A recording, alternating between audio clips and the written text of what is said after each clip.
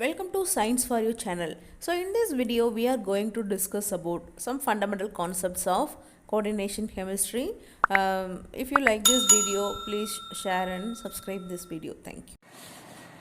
In coordination chemistry, we should know about some fundamental compounds like what are coordination compounds, what is molecular or addition compounds, and what is complex ions, and what are ligands, and coordination number for a complex. So we should know about these things. So in this video we are discussing about these criterias. Okay. So first one is coordination compounds. Okay. So first we should know what are molecular or addition compounds. Okay. For example, when solutions containing two or more simple salts in molecular proportions are allowed to evaporate, we get crystals of compounds. So that compounds are known as molecular or addition compounds. Okay. So when two or more simple salts in salts of solutions taken in a molecular proportions are allowed to evaporate, we get crystals of compounds. Okay. So these compounds are known as molecular or addition compounds. Okay. If the molecular compounds which retain their identity in solution and the properties of which are different from their constituents particles, they are known as complex salts or coordination compounds. Okay.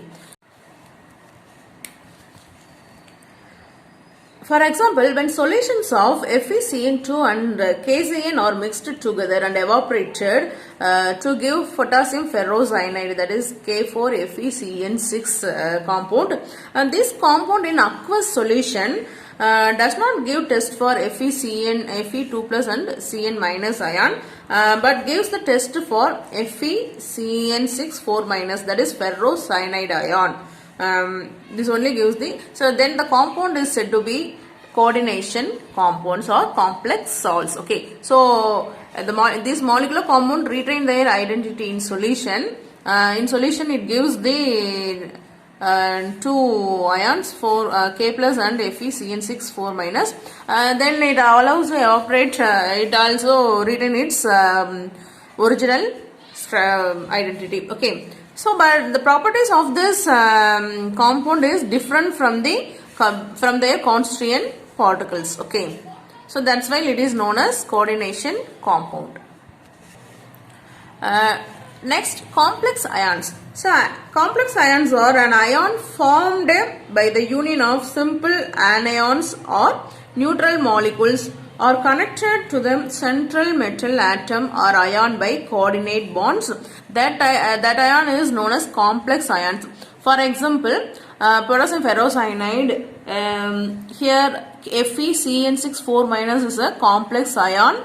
Here the 6 anions are connected through the metal ion by coordinate bonds.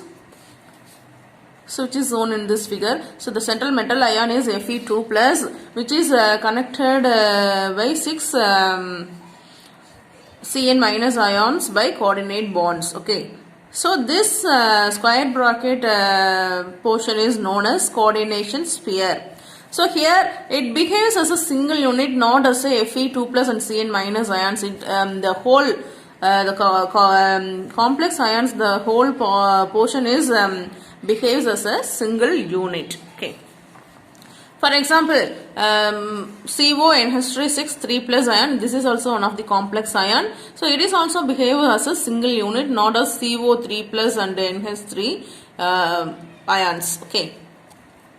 NH2 plus ions. So this is known as complex ions.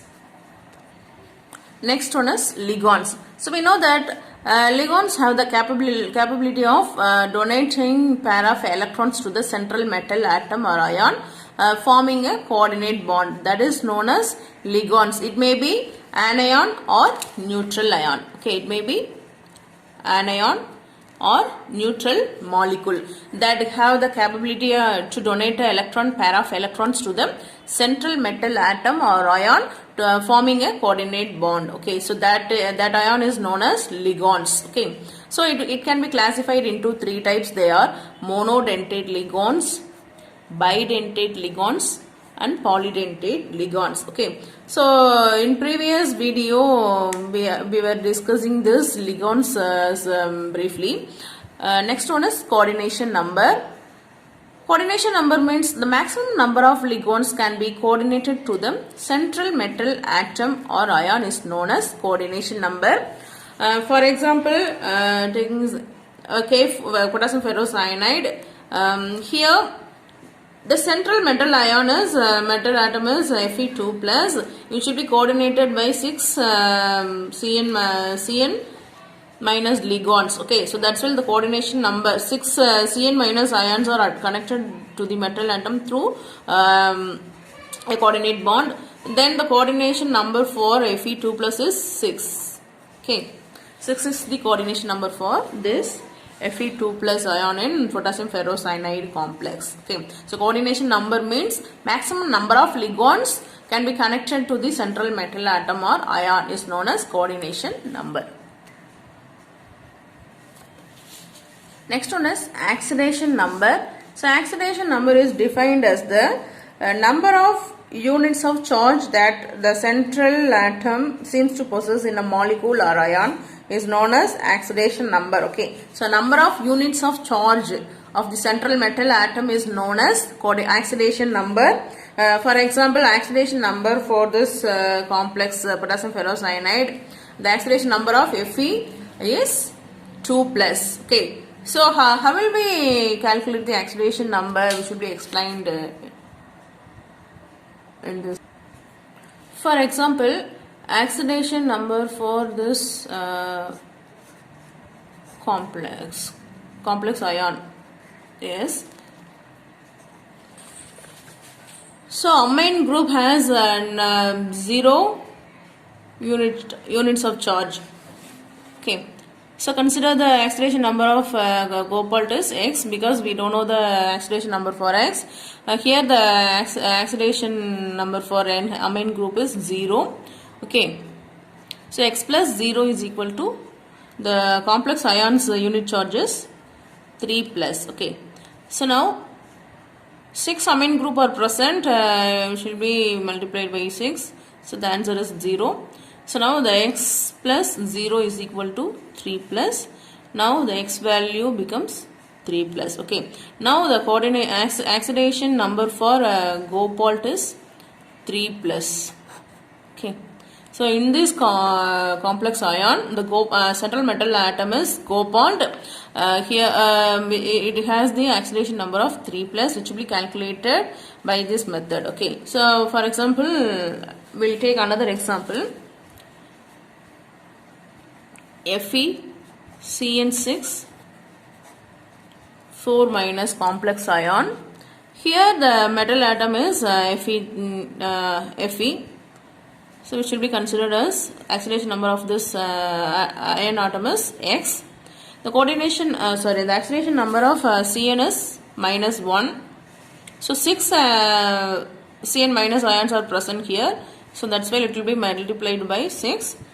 The whole, oxidation state for this whole complex ion is 4 minus. Now X plus, so here minus 6, minus 1 into 6 is minus 6, 4 minus. Okay, X minus 6 equal to 4 minus, here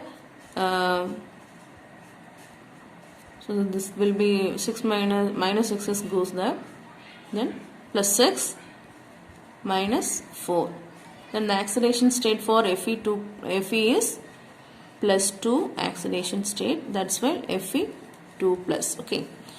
So in this way we have to calculate the oxidation state for central metal atom for any coordination complex. Okay. Next one is differences between oxidation number and coordination number. Okay, oxidation number of a central metal ion may be positive or 0. So in this case we know that Fe2 plus the metal atom has plus charge. Okay, plus charge. Otherwise it has 0 oxidation state also, but there is no negative oxidation number for a metal ion. It may be positive or 0 oxidation number. But in coordination number for a central metal ion is always be an integer. It may be 1, 2, 3, 4, etc. Okay. And second one is oxidation number has nothing to do with the geometry of the complex ions. So there is no effect of oxidation number on the geometry of the complex ions. But in coordination number used to predict the geometry of the complex ions. Okay, it directly predicts the geometry of the complex ion. If we know the coordination number, we have to mention the geometry. We have to easily identify the geometry of a complex ion. If a coordination number is 6, means the geometry of the complex is octahedral. If coordination number is 4, the geometry is tetrahedral or square planar. Next important one topic is effective atomic number, that is EAN for a coordination complex. So it is defined as the number of electrons of the central metal atom or ion in a complex, including those gained by bonding. Okay, so if a central metal atom have some number of electrons, which should be added to the electrons gained by bonding, that is through coordinate bonding with the ligands. Okay, so ligands donating electron pair to the central metal ion and the number of electrons present in the central metal ion, so it will be added to give a effective atomic number, EAN value. Okay, so according to Sidgwick, a metal atom or ion having EAN is equal to atomic number of the next inert gas will form a stable complex. Okay, so if a metal atom attain the inert gas configuration, it will form a stable complex. Okay,